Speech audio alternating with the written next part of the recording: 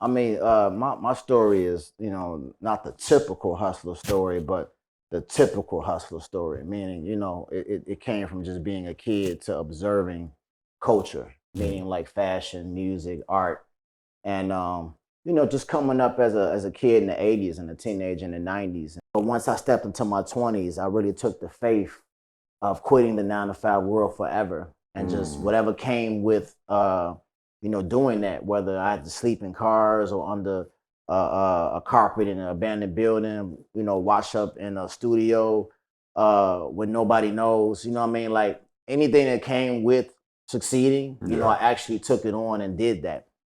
And I tell people all the time, the success is never overnight. It will come, but it takes a little minute. And if you was really built for this, you won't quit. And that's the thing, man. Quitting is definitely a choice that people make, but only certain ones can really take this on and do this. For sure. You know what I mean? And that's when you stand out. Like your story is really gonna match up to what you actually risk to do it. You know what I mean? That's where the reward come in. No risk, no reward. Yeah. You can't risk a little and then be like, I'm out.